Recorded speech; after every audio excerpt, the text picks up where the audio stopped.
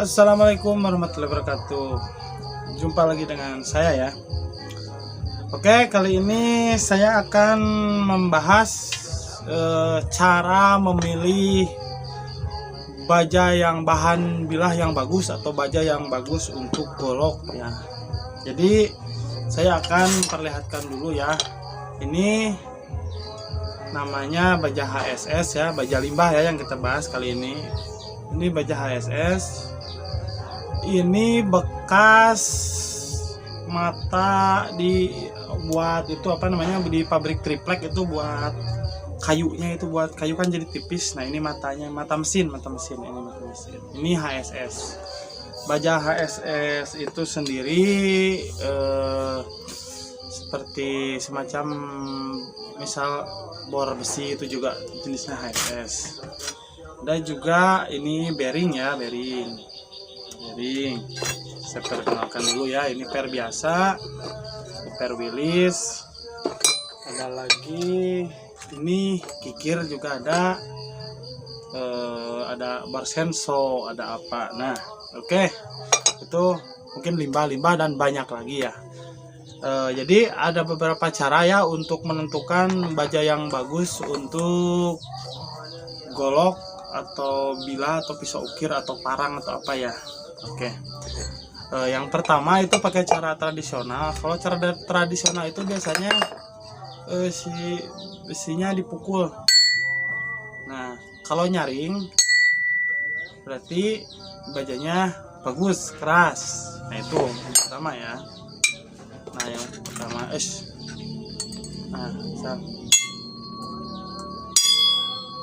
Nah, itu yang teknik itu. Tapi teknik seperti itu kalau untuk pemula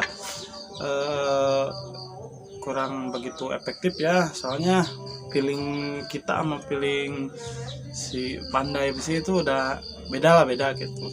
Jadi nah, itu cara yang pertama. Mungkin tingkat akurasinya sekitar 85% ya. Tapi hampir 90%, 80% mantap lah itu. Oke, cara yang kedua untuk menentukan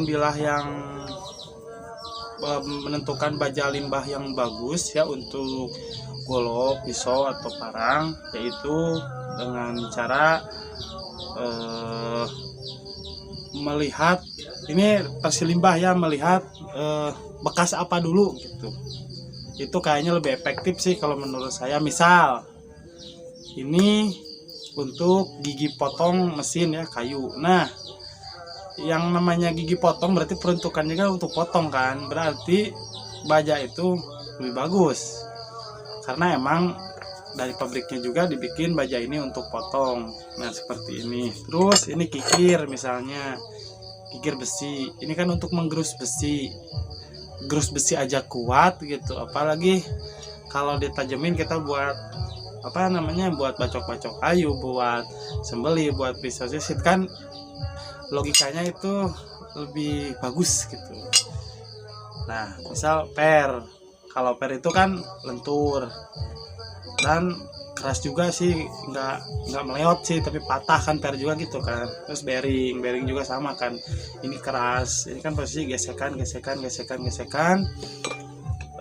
nahan beban ya. Kalau per biasanya kan bearingnya bearing truk gitu, bearing ekskavator, bearing apa gitu. Terus misal dan banyak lagi lah gitu. Nah itu mungkin cara yang kedua, kita lihat bekas apa dulu itu bahan si besinya itu, maka bisa ditentukan ini bagusnya untuk apa. Nah yang ketiga ya, sebelum membuat bilah, ketika kita udah tahu nih bagusnya gitu, bahannya ini bekas anu. Nah kita tentukan untuk membuat golok apa dulu gitu. Kalau misalkan untuk sembelih, pengalaman saya ini ya, bagusnya itu baja-baja yang seperti bearing, HSS, ini kikir itu, terus apa namanya, bekas mata mesin rumput, bagus itu, serius itu bagus kalau untuk sembelih. Soalnya kalau baja-baja yang keras, kalau bearing kan kekerasannya di atas per sih, kayak HSS itu apalagi kan 18% itu karbonnya, di atas per lebih lah gitu. Kalau ciri khasnya itu biasanya ketas, mudah patah. Jadi kalau untuk tebas-tebas kurang cocok, goloknya bisa patah. Kalau untuk tebas lebih efektif dan lebih bagus lagi kayaknya per. Soalnya apa? Per kan fungsinya itu buat apa? Buat posisinya kan lentur tapi keras gitu. Baja lentur tapi keras. Jadi kalau untuk tebas saya saranin pakainya bahan dari per. Kalau menurut saya, soalnya saya juga golok kerja saya yang tiap hari saya bacokin ke tanduk, bacokin ke kayu keras, kayu biasa gitu, ya bahan per. Soalnya kalau dari bearing bisa juga sih, bisa, cuman rawan suka chipping gitu kalau bahan yang keras-keras ya. Karena kalau nggak salah sih dulu pernah ada pembahasan sih di forum ya, kalau per itu kan karbonnya 0,4, kalau per Willis karbonnya berapa sih, 0,5, kalau bearing 1%. Kalau HSS kan kadang ada ditulisan sih di sininya ini 18%, itu udah kelihatan. Apalagi kayak baja modern misal D2, Bowler, Vanadis, Elmac, M4, 400 dan sebagainya, banyak lagi itu mungkin karbonnya udah di atas 18%. Jadi kemungkinan semakin banyak karbon maka semakin ngetas, seperti itu. Jadi untuk membuat bilah kita harus tentukan dulu fungsinya untuk apa.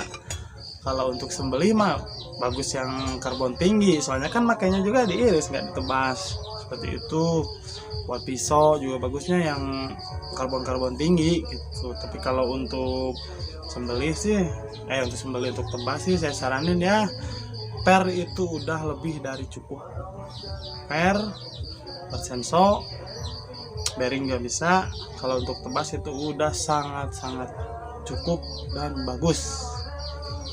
Nah, oke, mungkin segitu dulu ya pembahasan dari saya. Semoga bisa dimengerti dengan bahasa yang kacau penyampaiannya yang kurang ini. Semoga intinya bisa kalian tangkap, dan sebelum kalian membuat golok atau benda tajam, kalian bisa memilih bahan dulu sesuai kebutuhan golok yang akan kalian buat. Oke, sekian dari saya. Semoga bisa bermanfaat dan bisa dipraktekkan oleh Anda. Wassalamualaikum warahmatullahi wabarakatuh.